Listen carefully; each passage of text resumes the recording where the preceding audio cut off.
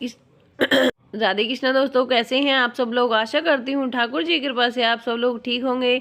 आज मैं आप सभी को कार्तिक मास में सुनी जाने वाली लप्सी और तप्सी की कहानी सुनाने जा रही हूँ, तो ध्यान से सुनिए।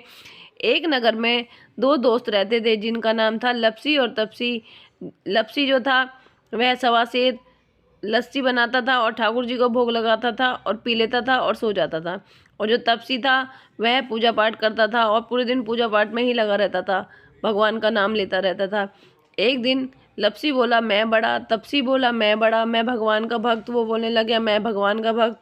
तो उधर से नारद जी जा रहे थे, तो उन्होंने कही नारद जी से पूछने लगे कि भाई आप बताओ हम दोनों में से कौन बड़ा है।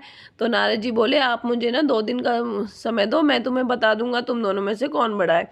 तो नारद जी ने उनकी परीक्षा लेने के लिए क्या किया है, जब एक दिन तपसी पूजा कर रहा था तो नारद जी ने 1.25 करोड़ की अंगूठी तपसी के सामने फेंक दी। तो तपसी ने देखा इधर उधर कोई नहीं, अंगूठी उठाई अपने पैर के नीचे रख ली।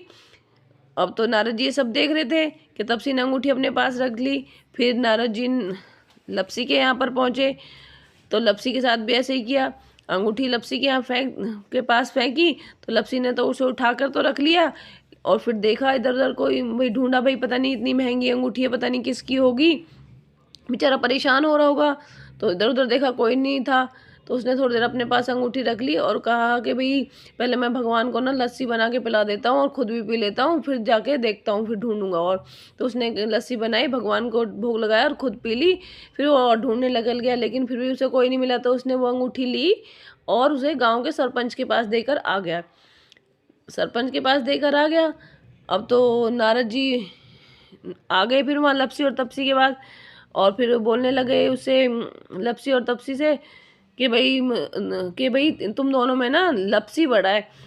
तो तप्सी बोला नहीं भाई, मैं ऐसे कैसे हो सकता है नारद जी, मैं तो पूरे दिन पूजा पाठ करता हूँ और ये तो बस लस्सी बनाता है, भगवान का भोग लगाता है और पी लेता है और सो जाता है, आप इसको ऐसे कैसे बड़ा कर सकते हो। तो नारद जी ने सारी वो बताई, भाई तूने अंगूठी ऐसे छुपा ली थी और इसे जो अंगूठी मिली इसके मन में लालच नहीं आया, इसने ढूंढा भी कि भाई पता नहीं किसकी होगी, और फिर ये सरपंच के पास देकर आ गया, इसे कोई लालच नहीं आया अंगूठी के प्रति, तो इसलिए तुमसे बड़ा लप्सी है। तो अब तो तप्सी को बड़ा दुख हुआ, भाई मेरे लालच की वजह से बता मेरा पूजा पाठ सब व्यर्थ हो गया। तो उन्हें बड़ा परेशान हुआ, तो उन्हें नारद मुनि के सामने हाथ जोड़े कि भाई मैं क्या करूं जिससे कि भाई मेरा ही कलंक मिट जाए। तो नारद मुनि बोलने लगे तुम कार्तिक स्नान करना और कार्तिक व्रत रखना, जिसके प्रभाव से तुम्हारा यह पाप धुल जाएगा। तो नारद मुनि, तो तपसी ने ऐसे ही किया। तो अब तो नारद मुनि ने बोला भाई मैं तुम्हारी पूजा से बहुत प्रसन्न हूँ और मैं तुम्हें वरदान देता हूँ कि कार्तिक मास में जो भी स्नान करेगा उस और कहानी सुनेगा तो ही उसे कार्तिक मास का फल मिलेगा, लप्सी और तप्सी की कहानी सुनने से। अगर जो कार्तिक स्नान करेगा और लप्सी और तप्सी की कहानी नहीं सुनेगा तो उसे कार्तिक व्रत का कुछ फल नहीं मिलेगा। तो इसीलिए कार्तिक मास का जो स्नान करते हैं उन सभी को लप्सी और तप्सी की कहानी सुननी चाहिए।